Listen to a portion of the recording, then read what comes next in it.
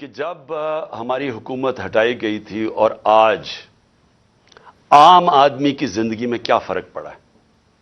میں مخاطب ہوں اپنی عام عوام سے، اپنی مڈل کلاس سے، سیلریڈ کلاس جو تنخواہ دار طبقہ ہے، وہ آج کس مشکلات سے گزر رہا ہے. میں وہ لگژری آئٹمز کی نہیں بات کر رہا کہ بڑی بڑی گاڑیوں کی، امپورٹڈ چیز کی، اور وہ جو ہماری پیسے والے لوگ چیزیں لیتے ہیں اس کی مہنگائی کی بات نہیں کر رہا. میں بات کر رہا ہوں جو خواتین آج میرا یہ سن رہی ہیں، جن کو اپنے کھانے پینے کی چیزیں جو ان کو چاہیے ہوتی ہے اپنے خاندان کو، صحیح بچوں کو صحیح کھانا کھلانے کے لیے، میں ان کی بات کر رہا ہوں کہ ان کے اوپر آج کیا گزر رہی ہے. ذرا یہ دیکھ لیں. جب یہ ساروں نے مل کے، یہ جو آج پی ڈی ایم کے لوگ ہیں، یہ سارے کہتے تھے جی مہنگائی ہو گئی، مہنگائی مارچ کرو، 4 روپے ہم نے وہ پٹرول کی قیمت اوپر کی تو کہا کہ پیٹرول بم گر گیا ہے. تو انہوں نے ایک دفعہ وہ فضل الرحمان آ گیا تھا مہنگائی مارچ کر کے، دوسری طرف وہ کام پہ ٹانگنے والے وہ بلاول آ گیا تھا، اس کے بعد 2 دفعہ فضل الرحمان، اور اس کے بعد یہ مریم نے کوئی راستے میں رہ گئی تھی، اس کی بھی لانگ مارچ. لیکن سب کا ایک کہہ رہے تھے کہ مہنگائی سے لوگ تباہ ہو گئے. تو آج اللہ کیونکہ الحق ہے، سچ کا خدا ہے، اس کی وعدہ ہے کہ وہ سچ سامنے لے آئے گا. ذرا آج قوم کو بتانا چاہتا ہوں کہ آج آٹا ہمارے دور میں 60 روپے کلو تھا، آج 135 روپے کلو پہنچ گیا. جو عام آدمی کھانے کی، اس کی پینے کی چیز ہے. جو گھی ہے وہ 380 ارب تھا، آج 600 ارب کے جی پہنچ گیا. جو چکن عام آدمی کی، جو خاص طور پہ کبھی کبھی اپنے بچوں کو وہ چکن کھلاتے ہیں، وہ 335 روپے کے جی سے 700 روپے کے جی پہ پہنچ گیا. جو دالیں ہیں، جو عام آدمی گھروں میں، عام آدمی کی تو دال روٹی، پیاز کی قیمت دگنی سے بھی زیادہ ہو گئی ہے. دالیں گئی ہیں 250 روپے کے جی سے 400 روپے.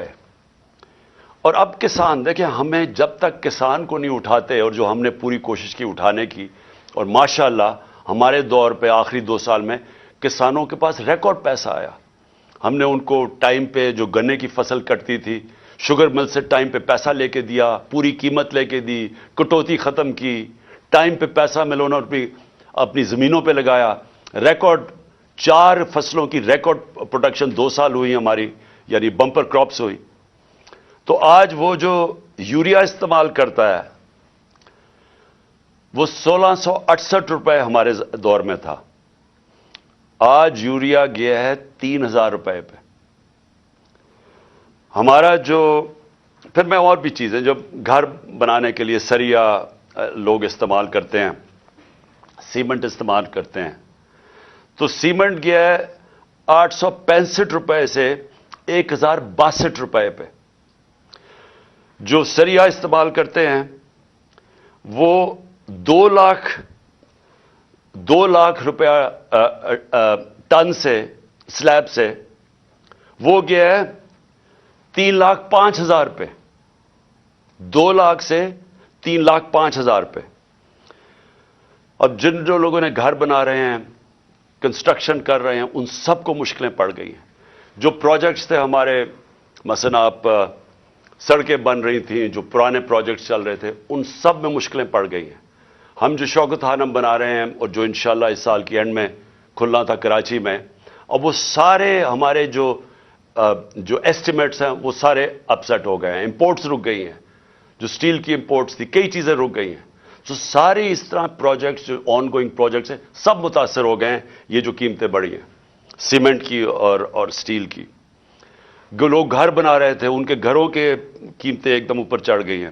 پھر دوائیں، انہوں نے امپورٹس کے اوپر جو بین کیا ہے، جو لائف سیونگ ڈرگز ہیں، جو خاص طور پہ آپ استعمال کرتے ہیں، کینسر کی ڈرگز، ہارٹ کے لیے، وہ ان سب میں قلت آ گئی ہے.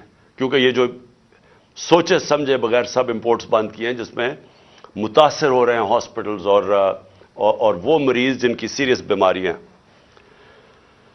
اچھا، اب اب یہ نیا بجٹ آ گیا ہے. یہ میں آپ کو بتا رہا ہوں، یہ اب تک جو مہنگائی ہوئی تھی. اب یہ جو انہوں نے ابھی جو آج لے کے آئے ہیں، اس کے اندر گیس اور بجلی. میں عوام آدمی کی پھر بات کر رہا ہوں کہ جو گیس کا جس کا بل 3,000 کا آتا تھا، وہ آج ہو جائے گا 4,300 کا. جو بجلی کا بل جن کے گھر 10,000 آتا تھا، وہ 13,000 پہ چلا جائے گا. سو یہ مزید میں آپ کو آج کے بل کے بعد جو مہنگائی ہے.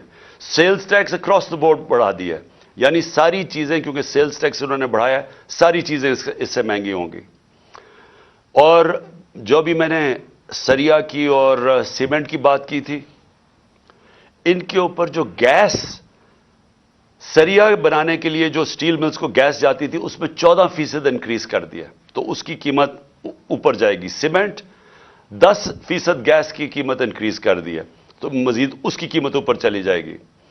یوریا کے لیے جو پھر کسانوں کا مسئلہ آئے گا، یوریا کے لیے جو گیس 70%، اس میں 70% گیس کی قیمت بڑھا دی گئی ہے. جو یوریا یعنی جو کھاد کی فیکٹریز کے اوپر گیس جاتی تھی، تو اس سے ایک بوری کے اوپر 375 روپے کا اضافہ ہو جائے گا اب کسانوں کے لیے.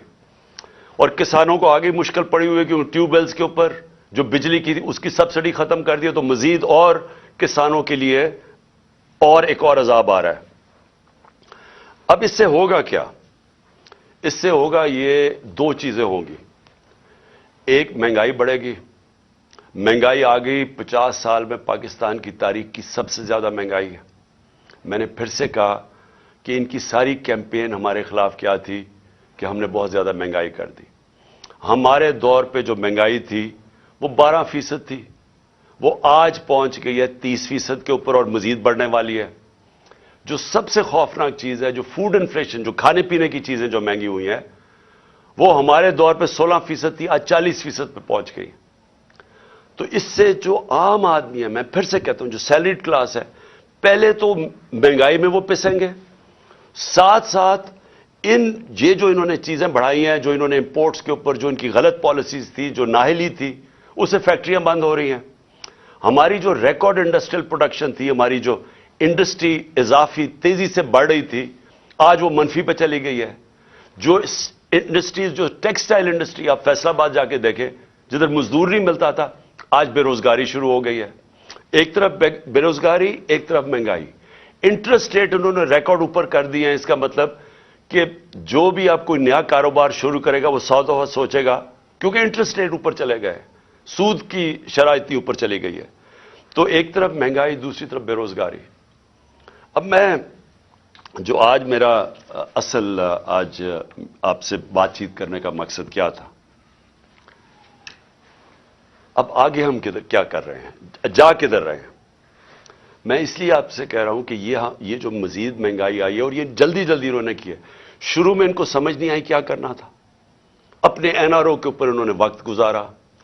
ان کو صرف ایک پڑی ہوئی تھی کہ کس طرح کے ان کے 1100 ارب روپے کے ان کے اوپر کرپشن کیسز تھے، وہ ختم ہو. ہم ہر سال، ہمارے 3.5 سال کے اندر، ہر سال جو نیب ریکور کرتی تھی چوری کا، وہ 160 ارب روپیہ تھا. ہم نے 480 ارب روپیہ اپنے دور میں نیب نے ریکور کیا تھا. ہم نے نہیں کیسز بنائے تھے، یہ پرانے کیسز تھے، لیکن ہماری دور میں نیب پیسے ریکور کر رہی تھی، کیونکہ ہم کسی کو بچا نہیں رہے تھے. اب 1100 ارب روپے کے جو کرپشن کیس ہیں، انہوں نے معاف کروا لیے. تو ایک طرف قوم کی کمر توڑ دی ہے مہنگائی اور بے روزگاری سے، دوسری طرف انہوں نے اپنے کرپشن کے کیسز معاف کروا لیے، اور تیسری طرف روپیہ ڈالر کے بنسبت 90 روپیہ گرا ہے. کہ کبھی پاکستان کی تاریخ میں اتنا زیادہ ڈالر مہنگا نہیں ہوئی اور اتنی تیزی سے روپیہ گرا نہیں ہے. تو قوم کے لیے تو کیا ہوا اس سے؟ اگر آپ کی 30,000 روپیہ تنخواہ تھی، آج صرف وہ 20,000 روپے کی 30,000 روپے کی تنخواہ 20,000 کی چیزیں خرید سکتی ہے. آج جو ڈی ویلیویشن ہوئی ہے، ساری قوم کا جو، جیسے کہتے ہیں نا جی ڈی پی، کیونکہ جی ڈی پی ڈالر سے میجر ہوتی ہے، تو پر کیپٹا انکم ڈالر سے میجر ہوتی ہے، وہ ساری نیچے آ گئی ہے. ان کے ہوتے ہوئے جب تقریباً 90 اور باہر مارکیٹ میں جاؤ تو وہ $100 کا بھی سے زیادہ ڈالر مہنگا ہو چکا ہے. تو جب کہ ایک قوم کی دولت میں کمی ہوئی ہے، یہ جو سارے 30 سال سے ملک کا پیسہ چوری کر کے منی لانڈرنگ کر کے باہر لے کے گئے ہیں، ان کے ایونسیل اپارٹمنٹ اور ان کے مے فیئر میں اور بڑی بڑی گاڑیاں اور ون ہائٹ پارک اور یہ جو باہر ہوٹل خریدے ہوئے ہیں اور انہوں نے بے نامی چیزیں خریدی ہوئی ہیں، باہر بینکوں میں آف شور اکاؤنٹس میں پیسے رکھے ہوئے ہیں، قوم کے لیے $90 ان کی دولت میں کمی اگر روپے میں پڑے ہوئے ہیں، اور ان کے باہر پیسے میں $90 اضافہ ہو گیا. پاکستان کے مقابلے میں ان کے پیسے میں $90 زیادہ امیر ہو گئے ہیں. ان کو کوئی فرق نہیں پڑا، اس لیے انہوں نے آتے ساتھ ہی کبھی کوئی پرواہ نہیں کی کہ کیا انہوں نے اگر ان کو سازش کے تحت بٹھائی دیا تھا کیونکہ عمران خان ملک تباہ کر رہا تھا، تو انہوں نے آ کے کوئی روڈ میپ دینا تھا کہ ہم نے ملک کو کیسے ٹھیک کرنا ہے، کیونکہ یہ تو بڑے تجربہ کار تھے. ہم تو جی اسحاق ڈار نے کہا میں روپے کو $200 کو نیچے لے کے آؤں گا، میں IMF کو سامنے یہ کر دوں گا، بڑی بڑھ کے ماری، میں تجربہ کار ہوں. آج یہ بتائیں کہ انہوں نے ملک سے کیا کیا، اور جو ان کے ہینڈلر لے کے آئے تھے ان سے ذرا پوچھیں کہ آپ نے یہ ملک سے کیا کیا، کون جواب دے. آج جو ابھی یہ جو شروعات ہے، ابھی یہ جو $90 ڈالر کے جو گرا ہے، جو روپیہ گرا ہے ڈالر کے مقابلے میں، ابھی اس کی مزید مہنگائی آنی ہے. جو ایک تھوڑی ٹائم کے بعد جب آپ کا روپیہ گرتا ہے تو جو باہر سے چیزیں لے کے آتے ہیں وہ ٹائم کے بغیر بعد مہنگی ہونی شروع ہوتی ہے. تو نہ تو انہوں نے کوئی تیاری کی، نااہلی ان کی یہ ہے کہ انہوں نے غلط فیصلے کر کے ملک کو آج یہاں پہنچا دیا ہے کہ اس طرح کا بجٹ لانا پڑا ہے.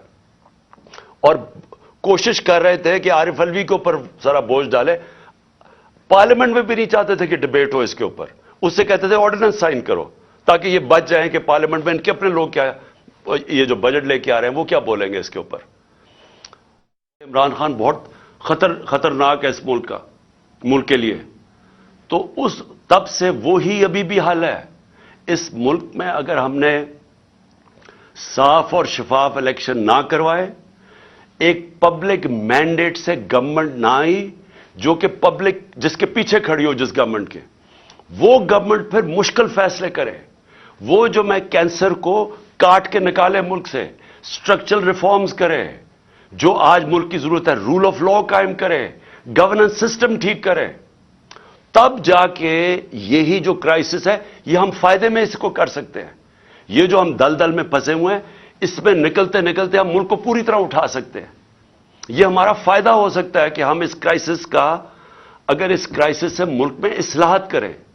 لیکن وہ گورنمنٹ کر سکتی ہے جس کے پاس پبلک پیچھے کھڑی ہو. جب آپ کے پاس پبلک مینڈیٹ نہیں تو آپ ان PDM کے یہ جو اوپر 60% لوگ ضمانت پہ ہیں کرپشن کیسز پہ، اور ان کا سلوشن یہ ہے، کیونکہ ان کے پاس تو حل کوئی نہیں ہے، ان کا سلوشن یہ ہے کہ عمران خان کے اوپر 60 FIR کاٹ دو، اس PTI کے لوگوں کو جیلوں میں ڈالو، ان کے اوپر تشدد کرو، ان کو خوف پھیلاؤ، ان کو ڈراؤ دھمکاؤ، اور ان کو اور اس طرح کرو کہ جب وہ بالکل پارٹی ان کی ٹوٹ جائے تو پھر الیکشن کرواؤ. وہ ہونے نہیں لگا، کیونکہ آپ جتنا زیادہ دبائیں گے وہ پارٹی اتنی اور اٹھتی جا رہی ہے. پبلک کوئی بیوقوف تو نہیں ہے، پبلک تو فیصلہ کر بیٹھی ہے جس کی وجہ سے یہ ڈرے ہوئے ہیں. تو صرف اور صرف عمران خان کو باہر کرنے کے لیے ملک کو تباہ نہ کریں. یہ اصل میں جانا ہے ہماری سیکیورٹی کے اوپر. جو آج ہمارے حالات ہو گئے ہیں، ہم تو کسی کے سامنے اب کھڑے بھی نہیں ہو سکتے، کیونکہ ہمیں تو انہوں نے ملک کو ادھر پہنچا دیا. $300 ارب سے کم تو ریزروز رہ گئے ہیں. ہمارے پاس کیا اب ہے کہ اپنے پیر پہ کھڑے ہوں، کسی کو کہے کہ نہیں جی ہمیں پاکستان کی خودداری چاہیے، ہم پاکستان کی سوورنٹی چاہیے. ہم کیسے کہہ سکتے ہیں جب ملک کے حالات یہاں پہنچا دیے؟ اس کے لیے اپنے ملک کو بچانے کے لیے طریقہ یہ نہیں ہے جو کیا جا رہا ہے کہ ہائی کورٹ کہہ رہا ہے کہ الیکشن کرواؤ، وہ الیکشن کمیشن جناب بیٹھی ہوئی کہ ہم الیکشن نہیں کرواتے، وہ بہانے مار رہی ہے الیکشن کے۔ پاکستان کا آئین کہتا ہے 93 میں الیکشن کرواؤ، یہ کوئی بہانہ مار ہے، کوئی صرف ڈرے ہوئے ہیں الیکشن ہارنے سے۔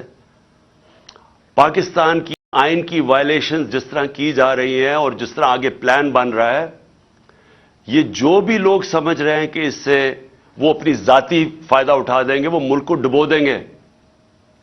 اور میں آج اس لیے یہ کہہ رہا ہوں کہ ہم بڑے آرام سے ملک کے اندر اس وقت اگر ہم چاہیں، اتنی بڑی پارٹی ہے، ہم اگر وہ مظاہرے کریں اور ملک بند